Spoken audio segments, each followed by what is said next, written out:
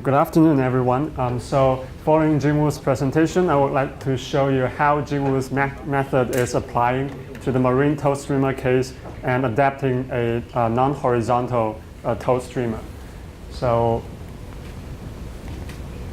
here is where this project is sitting in the whole seismic processing tree of M-OSRP.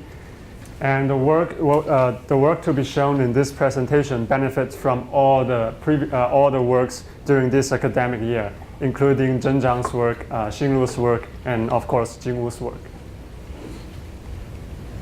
And as I said in the title, the work in this presentation will be focusing on the non-horizontal acquisition. And the non-horizontal acquisition usually occurs in two different scenarios. The first one is a marine case tow streamer, which might have feathering issues. And the second one is for onshore and ocean bottom cases where the topography can vary.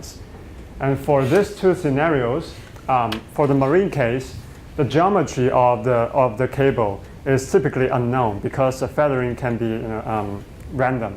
But the variation of the depth of the measurement surface is usually mild. But for onshore and ocean bottom case, usually we will have the knowledge about the shape of the measurement surface, but the variation of the measurement surface can sometimes be rapid. So the work to be shown in this presentation is aiming towards the onshore and ocean bottom case. But since in marine case, the medium property is much more simpler than the onshore and ocean bottom case. So we designed the test in this presentation to be for marine case, but at the same time with the knowledge of the measurement surface to show the effectiveness of this method. So following Jingwu's presentation, I would like to just briefly go through the methodology of the two-step strategy. So here is a general model for marine case acquisition, and the model consists of the air layer, the water layer, and the earth. And of course, there is a source, air gun, and the measurement surface. Now, for the first step of the two-step strategy is the green theorem deghosting, or in another word, the up-down separation step. So in this scenario, we choose the reference medium to be the whole space homogeneous water medium, and then the difference between the actual medium and the reference medium will acting like two sources. Will be acting like sources in the reference mediums. And in this case, there will be two sources. One is raw air, which turns the water reference into air, and the other one is raw earth, which turns the water reference into the earth. And then, of course, there is an actual source. So these three sources here sending out waves independently in this reference medium, and then contribute to the total wave field in the reference medium. Now, if we choose a volume to be above the measurement surface like this, then the wave field, the green theorem wave field separation theory tells us that this integral here will give the contribution to the wave field inside this chosen volume due to the sources located outside this volume. And in this case, the only source that is outside the volume is the Earth. So here, this formula, this integral here, will give the contribution due to the Earth to the wave field inside the volume. And then, if we choose the output point of this integral to be above the measurement surface and below the air gun, then raw air and the air gun will sending downgoing wave to this output point. And the Earth will give the only upgoing portion to the total wave field at this output point.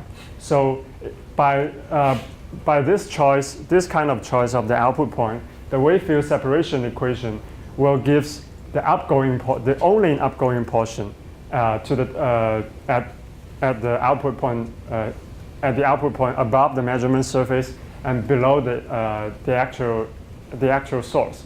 So which means that we have achieved the up-down separation above the measurement surface. Or in another word, we have achieved the receiver side deghosting on a new set of data shallower than the measurement surface. And as the first step of the two-step method, we can get a set of output points shallower than the measurement surface, and we can arrange it to be horizontal, and we call this surface evaluation surface. And then for the second step, after the first step of the up-down separation, now in this reference medium, the only source is the Earth. And now the Earth is producing outgoing wave above the ocean bottom.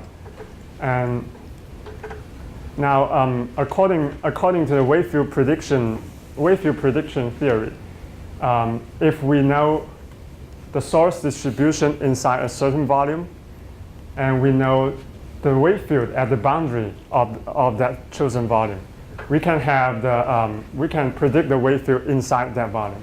So this is how the wave field prediction theory communicates. And in this scenario, if we choose the volume as the following, if we choose the upper surface of the volume to be the evaluation surface, and then we choose the lower surface of the volume to be a surface in between the measurement surface and the ocean bottom, then inside this volume there are no sources, which means that this term is gone. And then since in this scenario, the wave field in the reference inside the volume is only outgoing. So if we choose the Green's function here to be an anti-causal Green's function, then the lower surface will not contribute to the integral here, which means that the equation, the formula, reduced to an integral over only the upper surface, which is the evaluation surface. And here is where the result from the first step comes in. And by this equation shown here, we can predict the outgoing wave field inside this volume everywhere from the result we got on the evaluation surface. And of course, we can choose the output point of this step to be on the measurement surface. So which means that we can predict the outgoing wave field at the measurement surface. And this is how we achieve the up-down separation, or to say the receiver side deghosting exactly on the data itself on the measurement surface. And in this presentation, I'm going to show you the theory and the numerical result for two different cases. The first case is deghosting with a 2D source and 1D Earth assumption. And the result for this part is provided by Zhang. And the second part is with a 3D source and 1D Earth assumption. And the result for this part is done by myself. And among this numerical test, since it's 2D source and 3D source case, there are differences in the formula for these two different cases. And of course, the Green function we are using will be different due to the source dimensions. And we also tried different options for acquisitions in these two tests. And we also tried different ways to deal with the normal derivative of the upwave at the evaluation surface. And this will be expanded and explained in detail in later in this presentation. So first, I'm going to show you the 2D source case. And I would like to start with introducing the theory. Now, with the 2D source and 1D Earth assumption, the wave field separation equation becomes the following. Now here, Z prime, we see that Z prime here is the depth of the measurement surface, and it is a function of X prime, which means that we are adapting the geometry of the measurement surface in this equation. And also notice here there is a extra coefficient here, which is also plays the role of adapting the geometry of the measurement surface. And since it is a 2D source case, the Green's function we are using here is a 2D causal Green's function, which is related to the zero-order Hankel function of the first kind. And for the normal derivative of the 2D causal Green's function, it can be calculated by this equation. And this is discussed in detail by Zhang in his presentation this morning. And also here, Z prime is the geometry of the measurement surface. Now, notice here, the equation here is asking for the normal derivative of the data for this calculation. So here, usually we have two ways to obtain the normal derivative of the data. The first method is to use a over-under cable. So we will have two different data sets at two different depths, and then we can use that two different data sets to calculate the normal derivative of the data. And another method is to use the dual sensor cable to get the normal derivative directly. And in this 2D source case, we're going to use the over-under cable. And so this is the first step. And for the second step, we have the 2D version of the Green theorem wave prediction equation, or to say the one-way wave downward continuation equation. Now here the z here is the constant depth of the evaluation surface. And since we can arrange the evaluation surface to be horizontal, there is no need for this. There's no need to correct this equation for the geometry. And here we are using the 2D anti-causal Green's function, and it is also related to Hankel function, but it's the zero-order Hankel function of the second kind. And this equation here is asking for the z derivative of the upwave at the evaluation surface. So we provide three ways to deal with this upwave, to deal with this derivative. And this is mentioned in Jing Wu's report. So since this is an upwave, so we can Fourier transform this upwave to the wave number frequency domain, and then multiply it by minus ikz. Here, kz is the vertical wave number. And then inverse Fourier transform back to the space frequency domain to get the z derivative of the upwave. So this is the first method. The second method is kind of similar to the over-under cable. We just output the upgoing wave at two different depths, and then use that to output to calculate the z derivative of the upwave. And the third method is what was mentioned by Jing Wu in her previous presentation, is to choose the anti-causal Green's function that satisfies the Dirichlet boundary condition and vanishes at the evaluation surface. So in that case, the G0 minus here, evaluating at the evaluation surface, is 0. So this term will be gone. So we will no longer need the z derivative of the upwave to calculate the equation. And for this 2D source case, we tried the second method to output the data, the upwave at two different depths. And next, I'm going to show you the numerical example for a 2D source and 1D Earth case. So this is the model we are testing. On the left panel is the velocity model. The first layer is the water with a velocity of 1,500 meters per second. The second layer is the Earth, which is below the ocean bottom, and the velocity is 22,050 meters per second. Now the source here is located at 40 meters below the air-water boundary, and the ocean bottom is at depth 400 meters. And then on the right panel, it shows the acquisition. Now, the acquisition we are testing here is non-horizontal. It's a dipping cable with an angle of 3 degrees. And as I mentioned before, in this numerical test, we're using over-under cable. So the distance between these two over-under cable is 0.1 meter. And the left end, actually we are treating the lower cable as our actual measurement surface. And then the left end of the cable is located at depth 100 meters. Now, one thing I need to mention here is that this method does not, the validity of this method does not depend on the choice of the parameters of the model.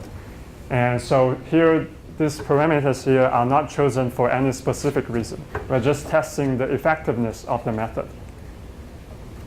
And now on the next slide, I'm going to show you the input data generated from this kind of model by the Kennedy-Hoop method. So this is the input data generated by Kennedy-Hoop method, and there are several events here. And from top to bottom are the direct wave, the free surface reflection of the direct wave, the primary from the ocean bottom, the source ghost of the primary, the receiver ghost of the primary, the source receiver ghost of the primary, and then the first order free surface multiple. And the following three events are the associated ghost event for the free surface multiple. And since this is a two-step method, there will be output for each step. But as Jingwu mentioned, the first step of this method is actually the current deghosting method. And the result for the 2D source case has been shown by Zhang in his previous presentation. And the result for the first step of the 3D source case has been shown by Jingwu previously. So here I will only show you the total, the result after the total two-step strategy. And the next slide will be the, oh yes, one more thing. So after deghosting, the event that's supposed to retain are these four: the primary, the source ghost, the first order free surface multiple, and the source ghost of the free surface multiple, which means that the receiver ghosts are all gone. Now here is the result. On the left panel is the result itself, and for comparison, we analytically generate the event without receiver ghost by Kennedy Hoop method for comparison. And on the right panel is the analytic result without the ghost. And we can see there are barely differences between these two figures, between these two results. And then for further comparison, we can pick a trace to do the trace comparison. Now this is a trace comparison chosen from zero offset. And the blue solid line represents the deghosted data by the two-step method. And the red dashed line here represents the analytic result generated by Kennedy Hoop method without the receiver ghost. And we can see that the two results match very well, which means that the reference wave and the receiver side ghosts are eliminated pretty well, and the rest of the events remain untouched, which means that the reflection data from the ocean bottom has not been damaged. So this is the result for the 2D source case. And next I'm going to show you the implementation of this method for a 3D source case. Similar to Jingwu's implementation, I investigate this 3D source case in a cylindrical coordinate system. And by doing that, the configuration changed from XYZ to R theta prime, R theta Z. And with the 1D Earth assumption, which means that it's homogeneous and, yes, which means the Earth is flat and homogeneous, then the wave field will have a circular symmetric property with respect to the source, which means that at a certain depth Z, the wave field P will only cares about the horizontal distance between the source and the receiver, and does not cares about the azimuth angle. So now, if the measurement surface is also circular symmetric with respect to the source, then the data we get from the measurement surface will only depend on RZ, R, the distance between the source and the receiver, and Z, the depth and the frequency. And it will not depend on the azimuth angle theta. So with the above assumption, the 3D version of the Green's theorem wave separation equation is the following. Now here, since it's a 3D source, we use the 3D causal Green's function, which is -1/4 pi times e to the ikr divided by r. Now here, r is the distance between a point on the measurement surface and the output point. And if we take into account the shape of the measurement surface, then z prime is a function of r prime, and then the delta, the gradient becomes normal derivative along the measurement surface, and then an extra factor comes in front of the integral element here. And since the data here is independent of the azimuth angle, we can carry out the integral over theta prime first to eliminate the dependency of the causal Green's function on the azimuth angle to further simplify this equation. And the simplification the work of simplifying this equation is described in Xinglu's report and her presentation. And similarly, here the equation is asking for the normal derivative of the data. And in this case, we use a dual sensor cable. Now for the second step, under the same condition, the 3D version of the wave field prediction equation is the following. And similarly, since evaluation surface is horizontal, the depth z here is a constant, and we do not need to correct the geometry of the evaluation surface. And here, the Green's function is an anti-causal Green's function, and it has a form of this. And also the equation is asking for the z derivative of the upwave. And here we choose method number 3, which is using anti-causal Green's function that vanishes, that satisfies the Dirichlet boundary condition and vanish at the evaluation surface. So in this 3D source case, we will not need to calculate the z derivative of the upwave on the evaluation surface, but instead we will need to use a new anti-causal Green's function, which has 2 parts. And this extra part here, the existence of this extra part here makes this new anti-causal Green's functions be 0 at the evaluation surface. And so we will not need the derivative of the upwave. Now next I'm going to show you the numerical example for this 3D source case. Here is a section view of the model we are using. And the source located at depth 10 meters. And the acquisition surface is now has a dipping angle of 10 degrees. And the ocean bottom is also 400 meters. And the velocity for the water is 1,500 meters per second. And the velocity for the Earth is 2,200 meters per second.